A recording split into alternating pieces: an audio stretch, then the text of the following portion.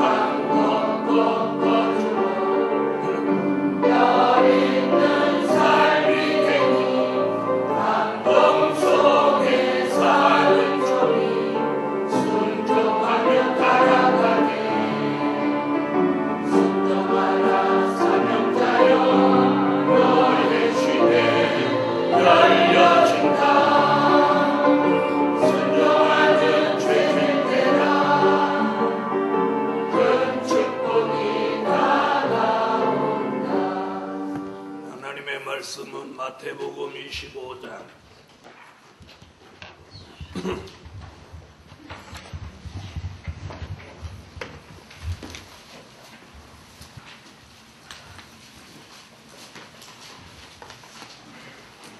1절입니다.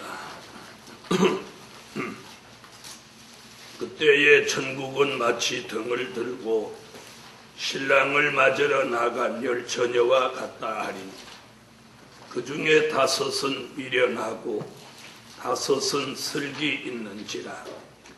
미련한 자들은 등을 가지되 기름을 가지지 아니하고 슬기 있는 자들은 그릇에 기름을 담아 등과 함께 가져갔더니 신랑이 더디 오므로 다 졸며 잘세. 밤중에 소리가 나되 보라 신랑이로다 맞으러 나오라 하매 이에 그 처녀들이 다 일어나 등을 준비할세. 미련한 자들이 슬기 있는 자들에게 이르되 우리 등불이 꺼져가니 너희 기름을 좀 나눠달라 하거나 슬기 있는 자들이 대답하여 가로되 우리와 너희의 쓰기에 다 부족할까 하는 차라리 파는 자들에게 가서 너희 쓸 것을 사라 하니 저희가 살아간 동안에 신랑이 오므로 예비하였던 자들은 함께 혼인잔치에 들어가고 문은 닫힌지라. 그 후에 남은 처녀들이 와서 가로되 주여 주여 우리에게 열어주소서. 대답하여 가로되 진실로 너희에게 이르노니 내가 너희를 알지 못하노라 하였느니라. 그런즉 깨어있으라. 너희는 그날과 그 시를 알지 못하느니라. 오늘 밤에 증거해드릴 말씀은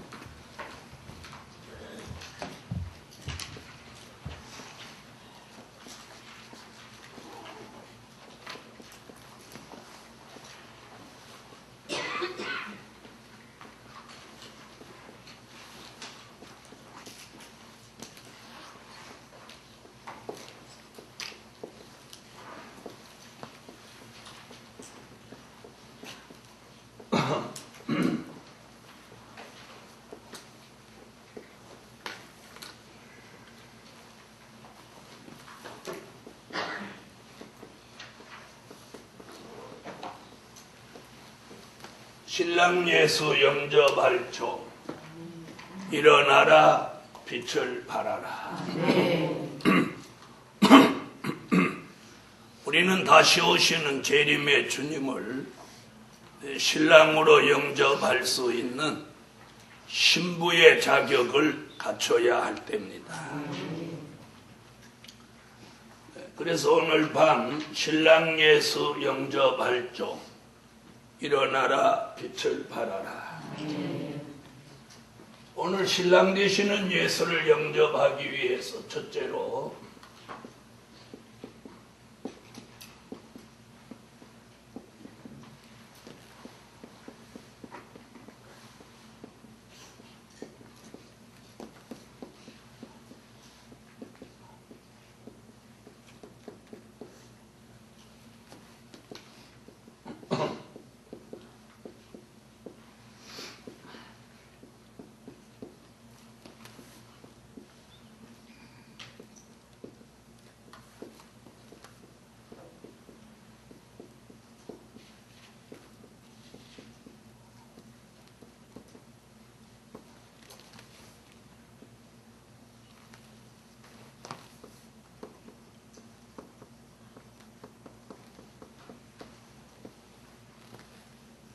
신랑 예수를 영접하기 위해서는 가장 첫째로 중요한 게 기름 등불을 준비해야 됩니다.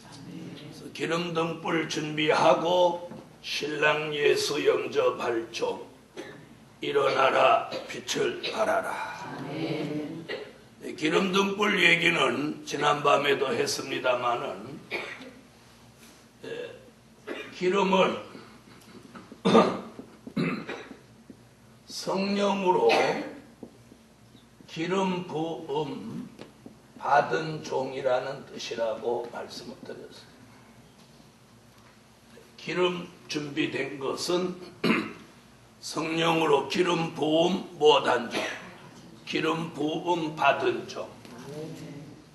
이는 시편 23편 5절 같이 다윗이 자신의 머리 위에 기름 부음을 받았다는 고백을 한 말씀을 우리는 여기다 기준으로 삼는 것입니다.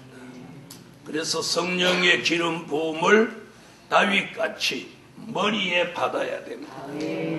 그런 사람을 요한 1서 2장 20절 27절 스가랴 4장 12절 14절 하박국 3장 13절 이사야 61장 1절 요한계시록 6장 5절로 6절 요한계시록 11장 3절로 4절 전부 기름 부음에 대한 말씀드립니다. 이 말씀대로 이루어져야 뭘 받은 종? 기름 부음 받은 종입니다. 시편 23편 5절.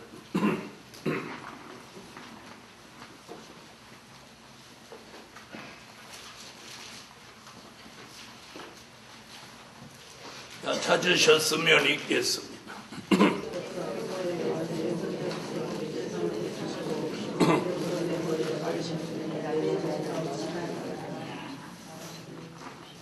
요한일서 2장 20절 27절.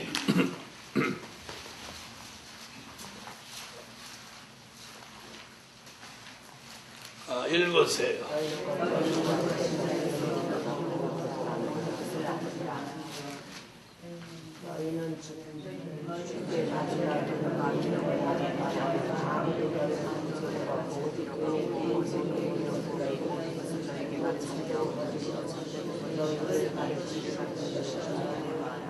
네, 기름 부음을 받으면 누가 가르쳐 줄 필요가 없다는 거예요. 스가랴 4장 12절로 14절.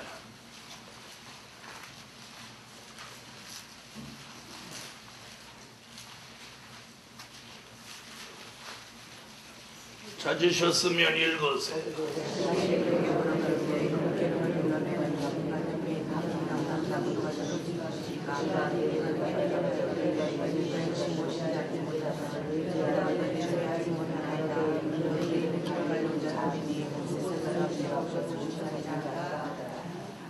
주 앞에 모셔 세우는 그날까지 변함없이 된다. 변함없는 종. 하박국 3장 13.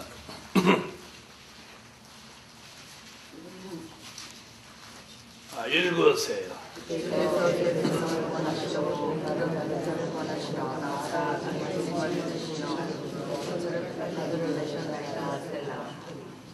아멘. 기름 부음 받은 종을 구원하신다. 이사야 61장 1절. 읽으세요.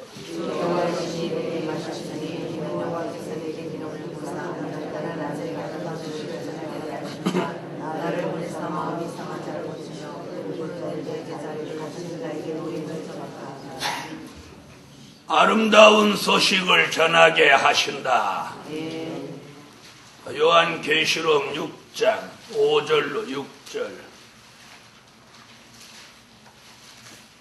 읽으세요.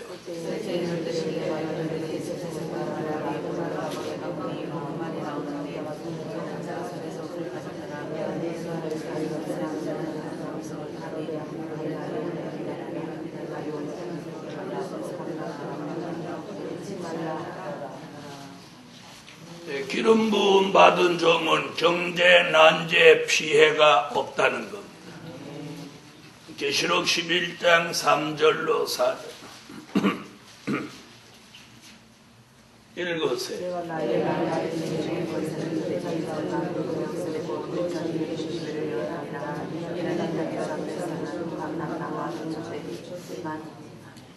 아멘.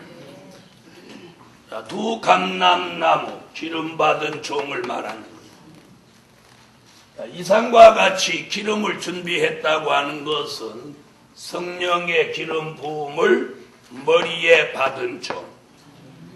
이런 종은 그냥 기름 부음 받았다 이러는 게 아니고 기름 부음 받은 증거가 있습니다. 그게 뭐냐? 지혜, 총명, 명철, 영감, 통달하는 역사가 온다는 거예요. 그래서 기름 부음 받으면 자기가 기름 부음 받았는지 알겠어요? 모르겠어요? 알죠?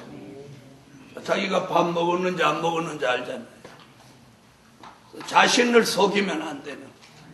그래서 기름 부음 받으면 받은 사람에게 증거가 있어요. 우리가 성령으로 거듭나면 거듭난 증거가 뭐예요? 성령의 인침이 있잖아요. 그렇죠? 마음에 성령의 인침. 이 거짓으로 말할 수 있어요. 이건 금방 뽀록나게 돼 있어요. 그래서 기름 부음 받은 종에게는 지혜 있다, 청명이 있다, 명철이 있다, 영감이 있다, 통달하는 역사가 왔다. 알게 돼요. 본인만 아는 게 아니라 그 종을 가까이 해보면 알 수 있어요. 이런 역사를 받아야 누구를 영접해? 신랑 예수를 영접한다는 거예요. 그 다음에 등불. 등불은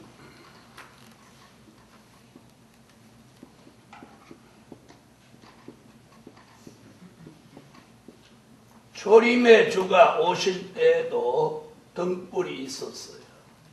그 등불은 요한복음 5장 35절에 근거해서 세례 요한, 예수님보다 6개월 먼저 오셔서 광야의 소리를 외친 세례 요한이 등불 노릇을 했어요. 요한복음 5장 35절.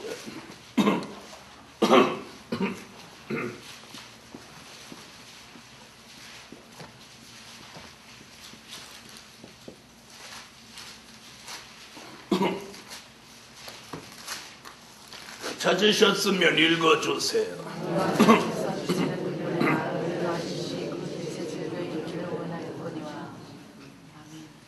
아멘. 이래서 말세의 종이라고 하면 이 기름 등불에 대해서 설명을 아주 잘할 수 있어요. 그래서 여러분은 저보다 더 잘할 수 있기를 주 예수 이름으로 축원합니다. 저보다 더 잘하실 수 있으면 좋겠어요. 잘한다고 하는 의미는 뭐냐? 아무리 본인은 잘했다고 생각해도 듣는 사람이 못 알아들으면 잘 못한 거예요. 듣는 사람이 잘 알아들을 수 있는 게 가장 잘한 거예요. 재림의 주가 오실 때도 역시 무엇 있어야 된다는 거예요? 네? 등불이 있어야 된다. 자, 그럼 그 등불은 뭘 말하는지, 자, 사도 바울은 이렇게 말했어요. 에베소서 3장 3절로 5절에 다 같이 찾으세요.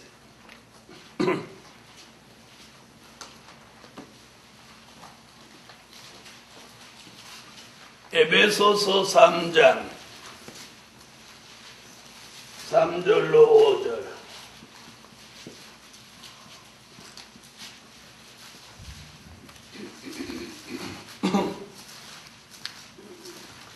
찾으셨으면 읽으세요.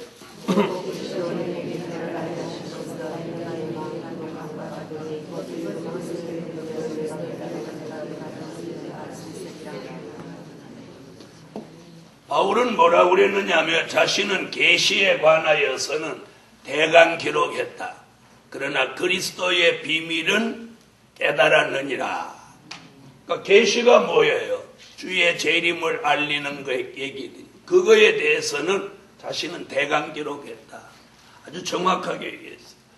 바울이 계시를 말한 게 어디냐면 데살로니가 전서 4장 5장, 데살로니가 후서 1장, 고린도 전서 15장에서 재림에 대해서 얘기를 했어요. 근데 역시 대강 얘기라. 그렇다면 바울이 말한 바울 서신에서는 등불이 없다는 얘기예요. 자, 그 다음에 베드로 후서 1장 16절로 19절에서 베드로 사도는 뭐라고 하는지 한번 보시죠.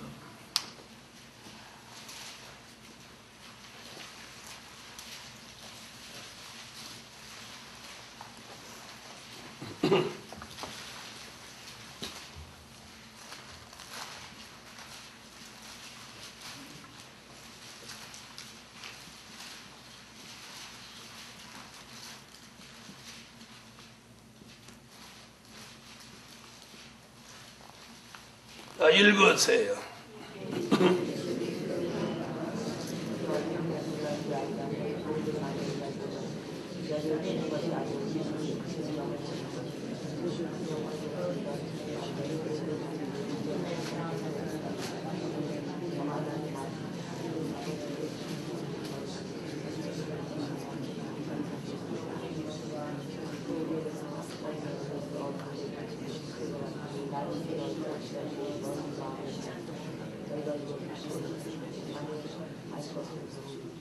베드로도 역시 무슨 얘기를 하느냐 하면 주의 재림을 공교히 만들어낸 이야기가 아니라 우리가 산에서 친히 본 자라. 마태복음 17장 1절로 이하에서 베드로, 요한, 야고보 세 사람이 예수님을 모시고 변화산에 올라갔다가 주의 재림에 대해서 눈으로 봤단 말이에요. 그렇죠? 그보다 더 확실한 예언이 있어. 어두운 데 비치는 등불과 같다. 자기가 본 거 말고 이후에 더 확실한 예언이 우리 시대의 등불이다. 베드로도 자기가 말한 게 등불이 아니라고 그러죠. 그럼 사도 요한은 요한계시록 1장 1절로 3절에서 1장 2절에서 본인은 다 증거했다. 다 증거했다. 그러면서 예언의 말씀을 읽고 듣고 지키는 자가 복이 있다. 아멘. 요한계시록 1장 1절로 3절.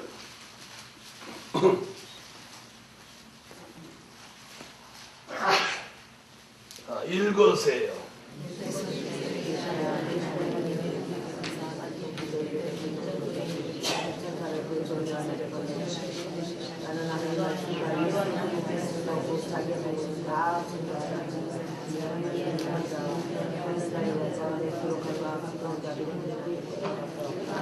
다 증거라는 말은 그 이상 더 없다는 거예요. 그래서 요한계시록으로 성경 66권을 마치면서 사도 요한은 이 기록을 다 마치고 요한계시록 22장 20절에서 뭐라고 합니까? 아멘 주 예수여 오시옵소서 라는 고백을 하니 바로 우리 시대의 재림의 주를 영접하기 위한 등불은 바로 사도 요한을 통해서 기록해 놓은 요한계시록인 것입니다. 그러므로 마태복음 25장에 등불이 없는 교회는 곧 요한계시록을 모르는 교회예요. 등불이 있는 교회는 요한계시록을 아는 교회입니다. 바로 이 등불을 밝히기 위해서는 기름 같은 성령을 머리에 꼭 받게 된다는 거예요. 그래서 은혜 시대는 성령의 역사를 심령으로 받았고 말세에는 성령의 역사를 머리에 받는 거예요. 할렐루야. 계시록 22장 20절.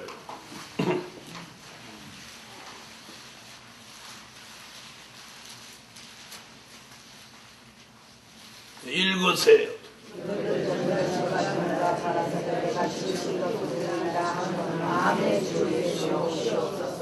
이런 고백을 한 사람은 신구약 성경 66권 속에 드러난 수많은 인물 중에 단 한 사람, 사도 요한만이 이런 고백을 했다는 사실이에요. 어느 누구도 아무리 신령한 은혜를 받은 누구라도 이런 고백을 한 사람은 아무도 없었습니다.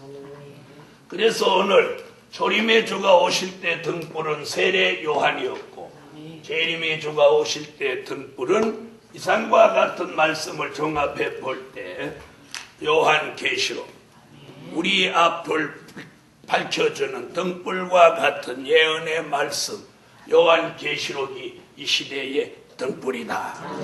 그럼 이 기름과 등불을 준비하지 않고는 슬기롭다 말할 수 없고 또 다시 오시는 신랑 예수를 절대로 영접할 수 없다는 사실입니다. 할렐루야. 그래서 마태복음 25장 1절로 13절 속에 나타난 기름과 등불을 이렇게 설명할 수 있어야 된다. 아멘.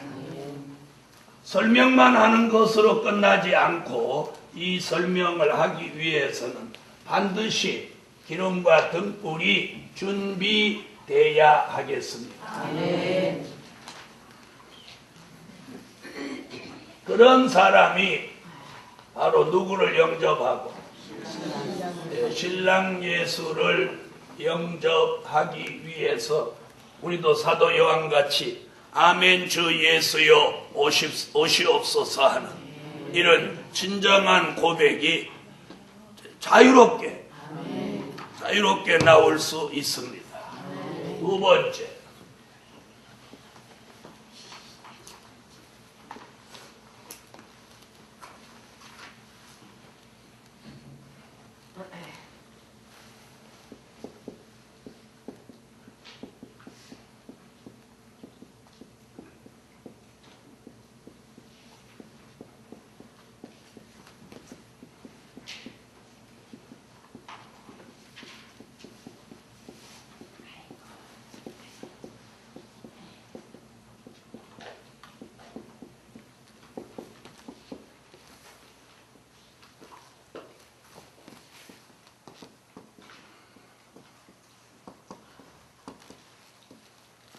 세마포 예복을 입고 신랑 예수 영접할 종 일어나라 빛을 발하라.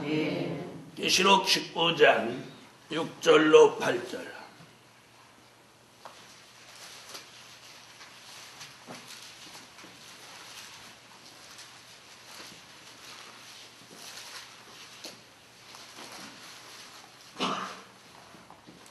찾으셨으면 읽어주세요.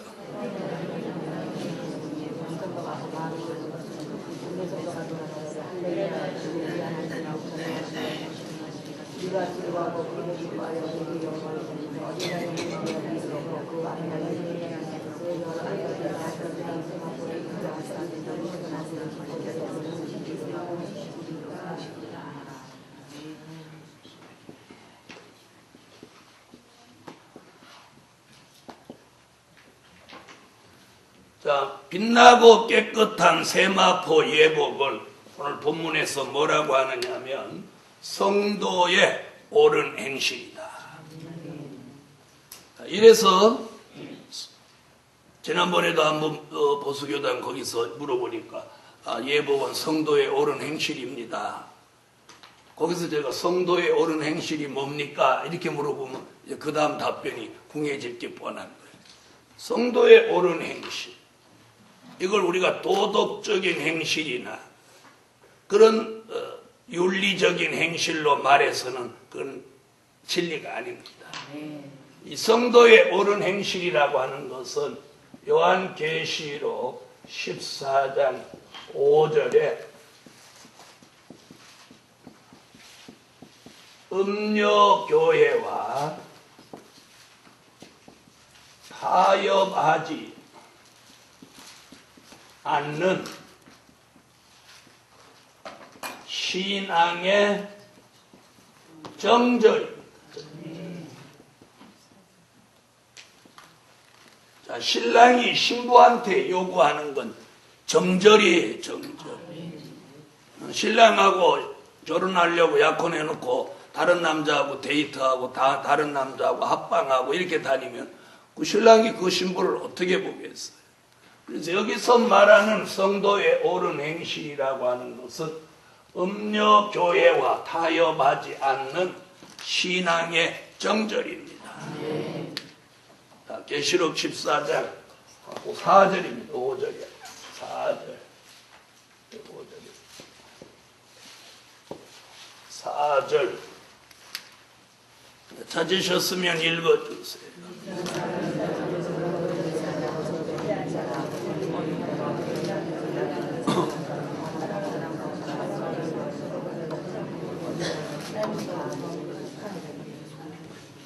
아멘. 자, 여기 여자로 더불어 더럽히지 않고 무엇 있는 자라? 정절이 있는 자라. 바로 그 여자를 누구라고? 그 여자를 요한계시록 17장 1절로 3절에서 그 여자를 음녀교회로 보는 거예요. 자, 우리 시대에 음녀 교회가 있다는 거죠. 그걸 마태복음 25장 1절로 13절에서는 무엇 없는 여자, 기름 등불 없는 미련한 여자를 계시록에서는 음녀 교회로 말하고 있어요. 그러니까 마태복음 25장에서는 기름과 등불을 준비한 여자, 준비하지 못한 여자 이렇게 말했고, 요한 계시록에서는 해를 입은 여자, 음녀 교회 이렇게 보는 거예요. 계시록 17장 1절로 3절. 이 여자를 음녀 교회로 보는 이유는 붉은 빛 짐승을 탔기 때문이다. 짐승을 탄 여자. 읽으세요.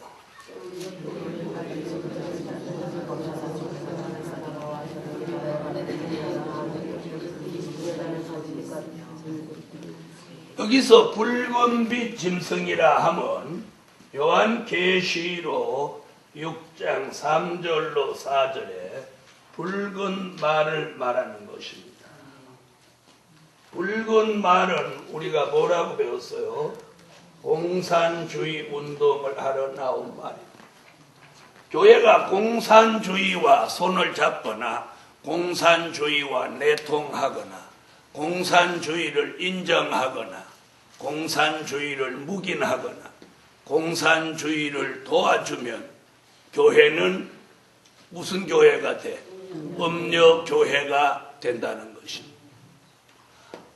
앞으로 2011년, 12년, 13년에 걸쳐서 한국교회는 굉장히 보수신앙을 가진 사람과 진보적인 교회와의 큰 마찰이 앞으로 예상되며 시끄러워지게 됩니다.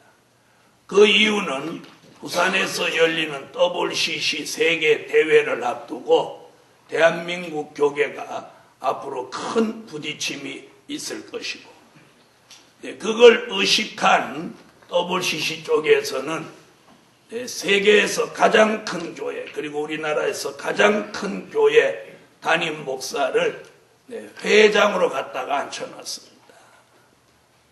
그래서 굉장한 소용돌이가 앞으로 1, 2년 사이에, 2, 3년 사이에 생길 그런 조짐을 보이고 있습니다.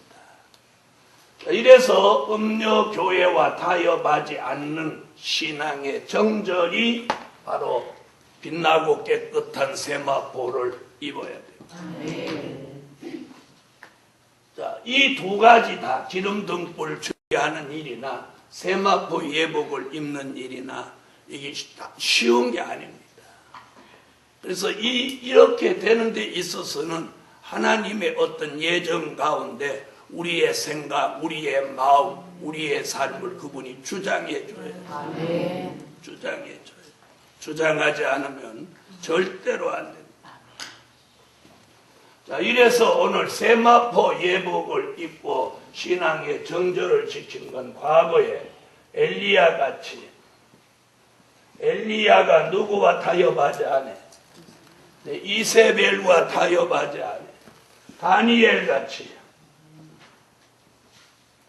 다니엘의 세 친구 같이, 그리고 나봇 같이, 바로 이런 사람들 같이 죽을지언정 목숨을 내걸고 신앙의 정절을 지켜야 돼.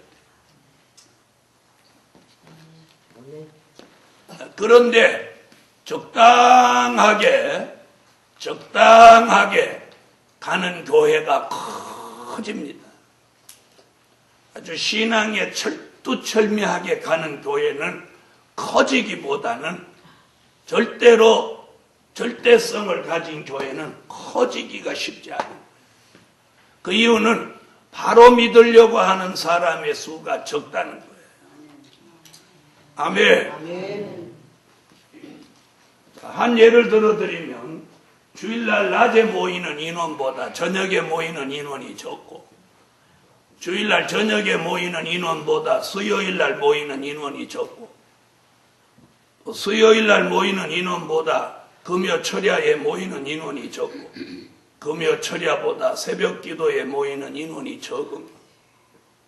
그러니까 좀 더 잘 믿어보려고 하는 쪽으로 가면 갈수록 자꾸 숫자가 떨어지는 거예요. 앞으로 그것이 2, 3년 사이에 더 심화될 것입니다. 더 심화될. 그런 가운데 하나님이 뜻이 있는 말세의 사명자로 선택받아서 신랑 예수를 영접할 하나님의 사람에게는 스바냐 2장 1절 같이 모이기를 힘쓰도록 만드는 겁니다. 아멘. 모이기를 힘쓰도록 만드는 겁니다. 아멘. 모이기를 힘쓰. 그래서 우리는 오늘 엘리야나 다니엘의 세 친구 같이, 또 보동원을 지킨 나복 같이 오늘 신앙의 정절을 지키는 거예요. 그것이 옷 뭘 입은 거예요? 빛나고 깨끗한 세마포를 입은 거예요. 아멘. 그 예복을 입지 않고는 절대로 신랑을 영접할 수 없으니 마태복음 22장 11절로 13절에서 분명코 말하고 있습니다. 마태복음 22장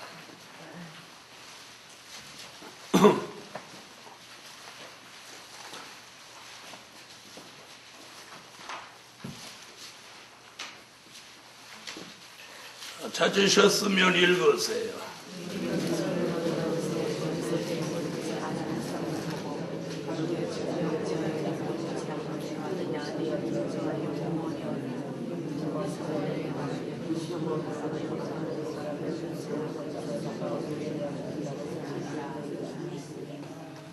예복을 입지 않고 들어온 자를 어떻게 한다고요? 수족을 결박해서 바깥 어두운 데 내어 쫓으라. 거기서 슬피 울며 이를 갈미 있으리라. 이 얼마나 무서운 얘기입니다.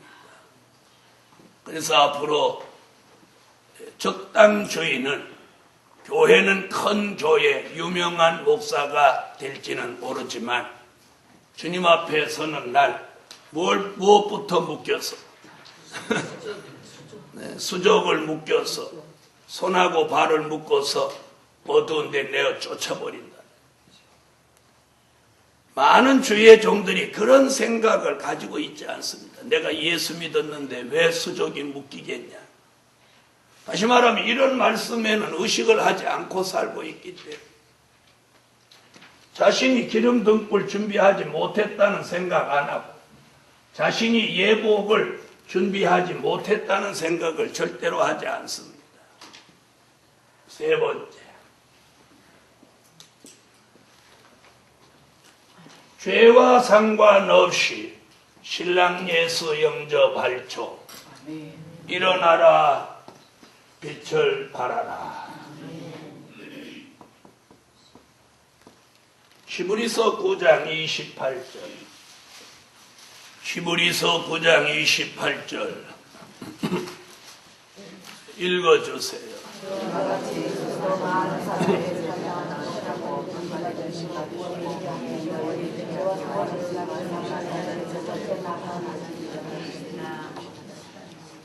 아멘. 자, 죄와 상관없이 된다. 가능한 것일까요? 바울은 이렇게 말했습니다. 의인은 없나니 하나도 없다. 이런 표현을 썼어요. 자, 주의 재림, 신랑 예수를 영접하려면 죄와 상관없이 되라는 거예요. 초림의 주는 이 세상에 오실 때 죄인을 부르러 오셨고, 재림의 주는, 두 번째 오시는 주는 뭐라고 그래요? 죄와 상관없이 자기를 바라는 자들에게 두 번째 나타나시리라. 이래서 우리가 자신의 신앙관이 초림의 주에 관심이 있는지 재림의 주에 관심이 있는지 이걸 우리가 한번 생각해 봐요. 옆에 분한테 물어보세요. 초림의 주, 재림의 주. 다시 초림의 주, 재림의 주. 여기 계신 분은 다 재림의 주지. 초림의 주는 필요 없는 것이냐? 그래서 우리가 그렇게 물어볼 때는 두 가지 다 그렇게 하셔야 돼요. 잘못하면 오해를 불러일으켜요. 초림의 주 필요 없다는 거 아닌가? 아닙니다. 초림의 주, 재림의 주. 초림의 주는 복음의 시작, 재림의 주는 복음의 끝을 맺음으로 초림이 없는 재림 있을 수 없고 재림이 없는 초림은 존재할 수도 없는 겁니다. 이래서 그럼 죄와 상관없이 되는 것을 우리가 어떻게 알아야 되느냐면 단계가 있습니다. 죄를 깨닫는 단계가 있습니다.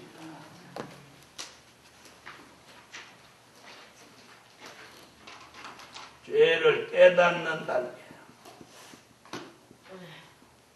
죄는 뭘로 깨닫느냐? 그 계명으로 깨닫는 거. 그 다음 무슨 단계가 있느냐? 죄를 깨달았으면 그 다음에 죄를 회개하는 단계입니다.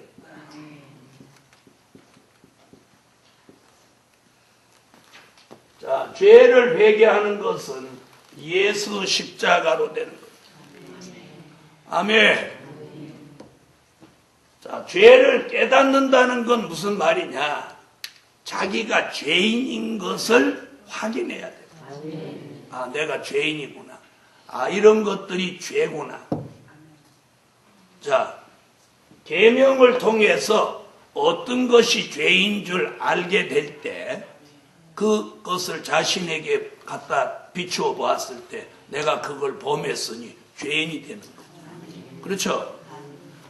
자, 그러면 그 죄의 문제를 해결하기 위해서는 예수님의 십자가 보혈의 피를 믿고 그 죄를 예수 이름으로 회개하는 단계에 이르러야 돼요. 자, 여기서 후회와 회개가 있어요. 후회,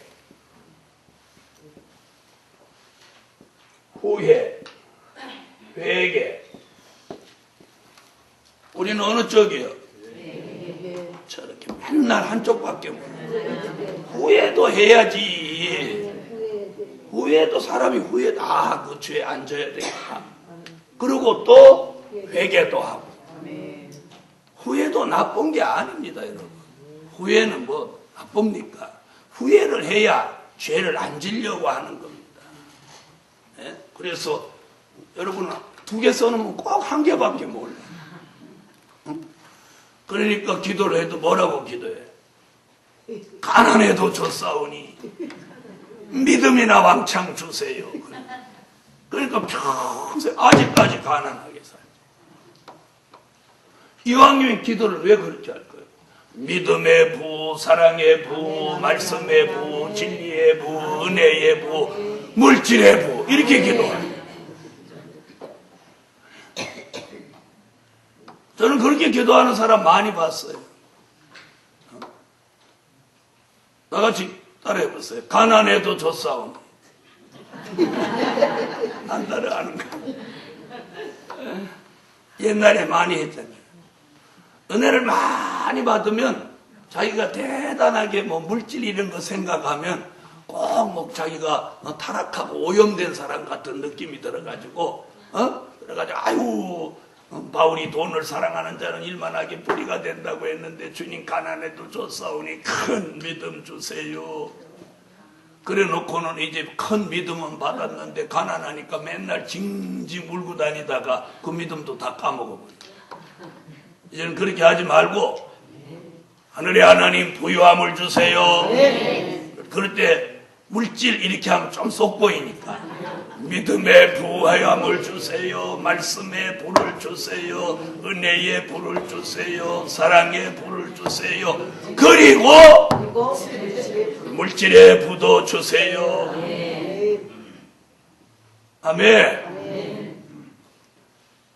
아유, 물질 있는 사람들 다 안 좋아지더라, 이렇게 생각하시지만 그 사람들은 물질로 안 좋아져도 나는 그 물질로 영광 돌릴란다. 아멘. 그런데 물질도 하나님이 주셨을 때 그런 안 좋은 마음이나 안 좋은 말이 안 되도록 막아주셔야 돼요. 네, 사람이 물질을 또 많이 가지면 자기도 모르게 교만해지고 거만해지고, 또 그 물질을 사람에게 이렇게 생색내는데 자기도 모르게 쓰게 되고, 또 그 물질의 힘이, 써보면 물질의 힘이 있잖아요. 있어요, 없어요? 에? 여러분, 어디 가서 누구한테 음식 이렇게 서빙한 사람한테 돈 조금 줘보십시오. 네. 그 다음에 그 식당 가면 막 꼬꾸라집니다. 그런 걸 이렇게 해본 사람은 자꾸 그런 걸 하게 되는 거예요. 그러면 알아주고 이렇게 하니 거기서 병드는 거예요, 사람. 그래서 말세의 사명자는 그런 쪽에 물질을 안 써야 돼요. 그런 쪽에 물질을 한 번 쓰고 두 번 쓰고 이렇게 하면 그 사람이 버리는 거예요. 무슨 말인지 아시겠어요? 네. 뭐가 생기는 걸 아니까 물질의 힘이 얼마나 대단한지를 알게 되는 거예요. 그래서 하나님 우리에게 물질 주실 때 그런 데다 물질 쓰지 마.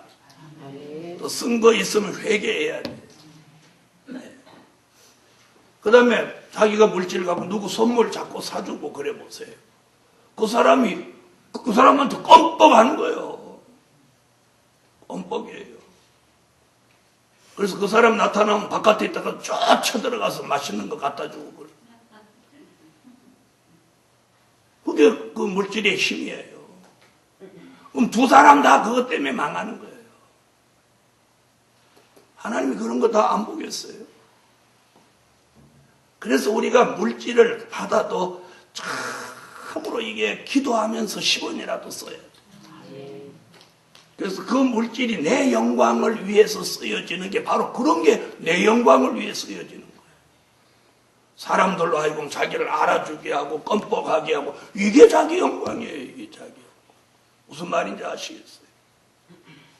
그래서 우리가 그런 걸 안 해본 사람은 잘 몰라요. 내 물질이 있어서 그런 걸 해보면 그게 나쁘지 않거든. 어디 갔는데 소 닭보듯이 하는 게 나아요? 정을 초하는 날까지 대하는 게 나아요?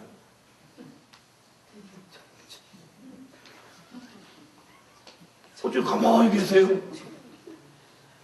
지금 그게 좋다고 하려고 하니까 좀 찜찜하죠?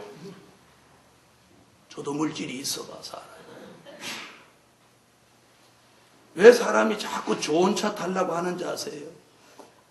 좋은 차 타려고 하는 목적이 두 가지인데, 하나는 자기를 과시하기 위해서 타려고 하는 사람이 있고, 하나는 자기를 보호하기 위해서 타려고 하는 사람이 있어요. 여러분은 전자가 되지 말고 후자가 돼야 돼요. 무슨 말인지 알겠어요? 내가 보호받기 위해서 좋은 차를 타려고 하는 건 자기 영광이 아니에요. 그러나 그 차를 타고 어디 가서 자신을 과시하기 위해서 좋은 차를 타려고 하면 이는 자기 영광이에요. 물질도 마찬가지예요.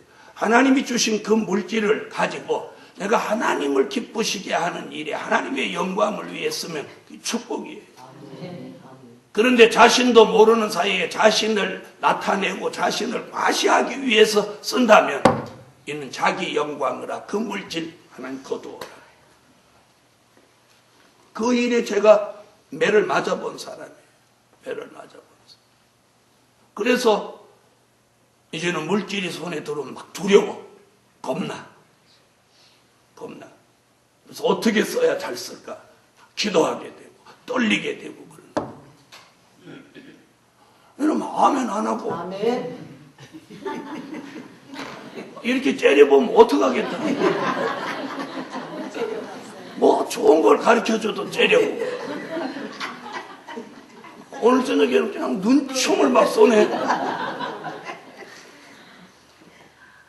쏠라면 쏘셔. 그래서 우리가 이렇게 알세의 사명자가 참 조심 또 조심해요. 조심 또 조심.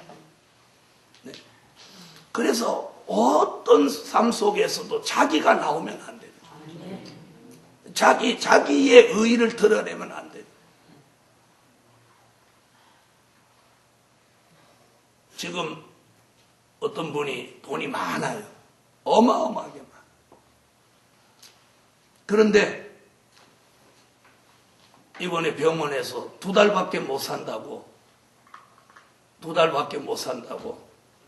의사가 떨어졌어. 그럼 그 돈 많으면 뭐 돼요? 소용없죠? 그 사람 10원도 못 지고 가. 그렇게 인색한 사람. 그런 사람이 물질이 있으면 못하는 거예요. 그러니까 하나님 그 사람 불러가 버려. 이 사람이 살아있는 거 이거 별거 아니에요. 네? 돈 있으니까 5월달 작년 5월달에 수술하고 가가지고 개를 몇 마리 먹었는지 모르고 소고기를 뭐 몇백 근을 먹었니, 개를 몇 마리 잡섰니, 또 뭐 그냥 TV에서 이렇게 보다 좋은 건 다 먹. 그래 내가 좋은 거 다 먹으니까 대장이 막혀서 죽지. 돌아가서 뭐 어떻게 해야 돼? 자기 몸 막 뭐 좋은 것만 찾아 먹을 게 아니라 주위의 일에 좋은 일만 막 찾아다니면서 했어요. 그러니까 1년도 뭐 하나님의 마지막 내가 작년 5월에 기도해 줄 때 이게 하나님의 마지막 긍휼입니다. 정신 차리십시오. 그때 회개하고 저를 찾아와서 그럼 목사님 제가 어떻게 하면 좋겠는지 구체적으로 얘기를 해 주십시오. 그래서 내가 좀 더 구체적으로 얘기를 해 줬어요. 그래서 얼마든지 생명 보장을 받을 수 있는 길이 있는데 그럼 제가 왜 기도해 주러 안 가냐? 소용없어. 이미 끝났는데 거기서 뭐라고 기도를 해줘? 그런데 자기 동생들한테 몇십억씩 이렇게 줬는데 그 동생들이 더 안 준다고 형을 나쁜 형이라고 하고 막 대든다. 그럼 그 집은 뭐 때문에 형제간에 다 나빠져? 물질 때문에. 그래서 그 돈은 그럼 누구 거 돼? 뭐 자식하고 그 부인 거 되겠지. 사실 본인은 개 잡아먹은 거밖에 없는. 이제 주님 앞에 가면 너 뭐하다 왔냐? 네, 개 잡아먹고 왔습니다. 여러분 이거 남의 얘기로 웃을 거 아니에요. 웃을 일이 아니에요. 웃을 일이 아니에요. 네, 그 사람 제가 이 복음 가르쳐주면서 공부하십시오. 그래서 공부도 좀 다니고 성산에도 좀. 그렇게 돈 많은 사람이 성산에 와서 헌금 제가 5만 원, 3만 원, 어느 날 되게 은혜 받았다고 하면서 10만 원. 그러면서 목사님한테 은혜 보답은 언젠가 해야 된다 그러더래요. 그럼 같이 개 잡아 먹자고? 그런 사람은 그 인색함 때문에 망하는. 그래 놓고 저 만나서 하나님의 일 뭐 했다고 자랑하는. 성경 몇 권 사가지고 누구 줬다고. 그게 대단. 갈 때마다 그렇게. 갈 때. 여러분, 우리가 하나님 앞에는 인색함이 없어요. 아멘. 내 자식한테 못 주더라도 하나님 앞에 바로 드려. 그래서 우리가 이 죄의 문제를 놓고 후회하고 회개할 수 있어요. 이게 회개하는. 우리는 여기서 한 단계 더 나아가야 돼. 그게 뭐예요? 죄와 상관, 없어지는 단계. 죄와 상관없어지는 단계. 죄와 상관없어지는 단계에 가야 돼요. 할렐루야. 자, 그럼 우리가 죄를 어떻게 해야 상관없어지냐? 죄를 회개하고 다시 죄 안 지면 상관없어져. 다시 죄 안 질 수 있어요, 없어요? 네? 죄 다시 안 질 수 있어요, 없어요? 없어요. 그렇다면 우리가 회개하는 것으로는 결과는 상관없이 될 수는 없어요. 죄 짓고 회개하고 회개하고 죄 짓고 이런 악순환이 계속 될 수밖에 없어요. 그래서 하나님의 방법으로 우리를 죄와 상관없이 해야 돼요. 그러기 위해서는 이사야 59장 19절로 20절 같이 우리에게 있는 죄가가 근본적으로 떠나가 버려요. 죄가가 떠나가 버려요. 떠나가 버려야 무엇과 상관없어요. 죄와 상관없이 된다. 이사야 59장 19절로 20절.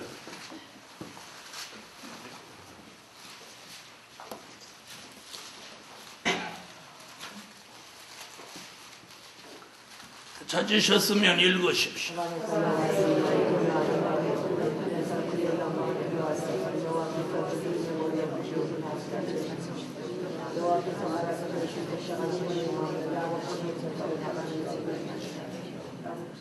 죄가가 떠나간다. 여호와의 신이 하수같이 내려오면 야곱 중에서 죄가가 떠나갑니다. 그래서 이사야는 이렇게 말합니다. 이사야 1장 18절, 이사야 4장 4절, 이사야 44장 21절로 22절, 스가랴 3장 4절, 스가랴 3장 9절, 스가랴 13장 1절, 미가서 7장 18절로 19절. 이상과 같이 죄의 문제를 없이 하는 역사를 선지자들은 예언하고 있습니다. 이사야 1장 18절을 보시겠습니다.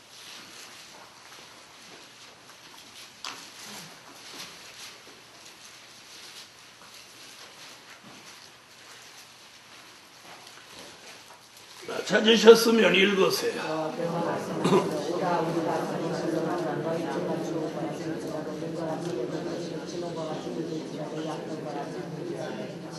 이사야는 죄가 있더라도 죄에 대한 변론을 하나님 앞에 바로 하랍니다. 그러면 그 죄가 없이 하여집니다. 이사야 4장 4절 읽으세요.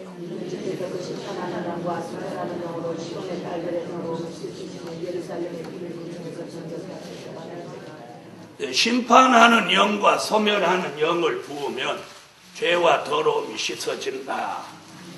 이사야 44장 21절 22절.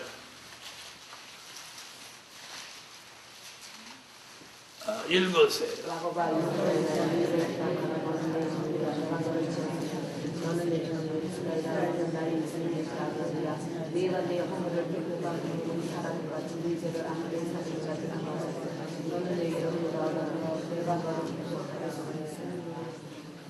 네, 죄를 어떻게 한다고요? 도말을 해준다. 도말해.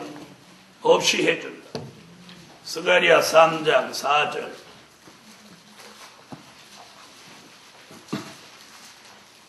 읽으세요.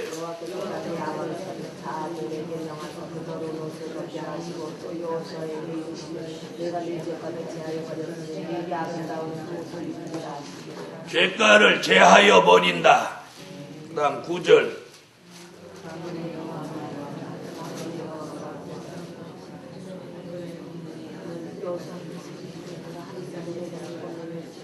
이 땅의 죄악을 하루에 제하리라.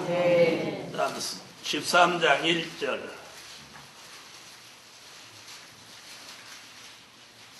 읽으세요.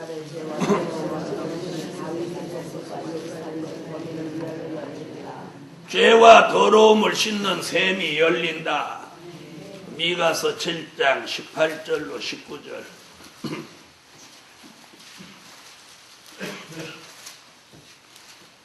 읽어주세요.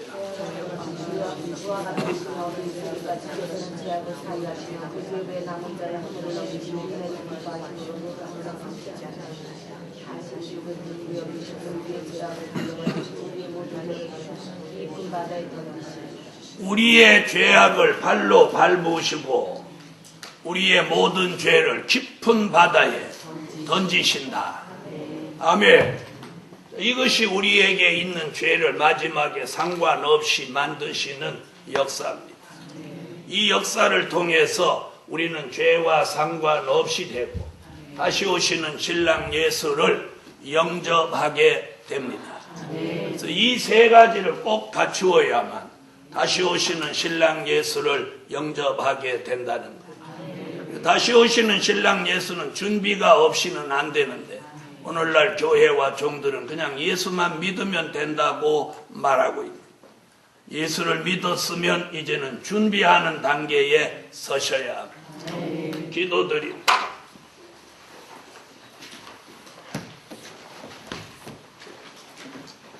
감사예물 11조 감사예물 1천번 만군의 여호와 전능하신 하나님 드려진 물질 응답해 주시며 이 밤에도 주신 말씀 세 가지를 기억합니다. 기름 등불 준비한 종, 빛나고 깨끗한 세마포 예복을 입은 종, 죄와 상관없이 두 번째 오시는 예수를 신랑으로 영접할 수 있게 하여 주세요. 오늘도 드려진 물질 응답해 주시고 이번 성회에 하나님의 역사 속에 일어나고 또 빛을 발할 수 있는 이 크고 놀라운 두 가지 역사가 우리 모두에게 반드시 있게 하여 주세요. 예수님, 기도하는 우리 모두에게 피곤치 않게 하시고 의감을 벗고 혼잡을 벗고 피곤을 벗고 연약함을 벗게 하시고 이제는 일어나라 빛을 발하라 이 말씀을 이루게 하시옵소서. 예수님의 이름으로 기도합니다. 아멘. 13장 찬양으로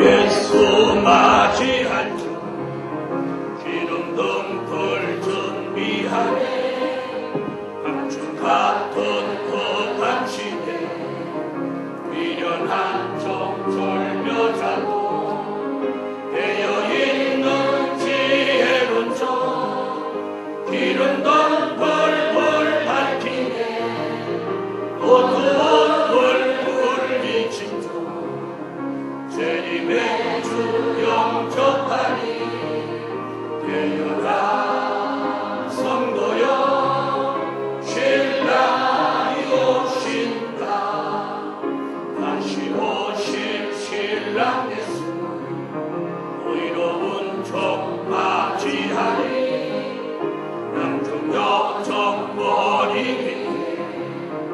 여호와 신 내려주사 작은 죄의 문제 떠나가니 상관없네 두 번째 오실 주님 죄 없는 종 영접하니 되어라 성도여 신랑이 오신다 어린 양의 본인기야 예정대로 이루어지니 기뻐하고 찬양하세 전능자가 동치하네 정절 있는 신앙사상 신부다운 옳은 행실 새만 옷 갈아입고 신랑 예수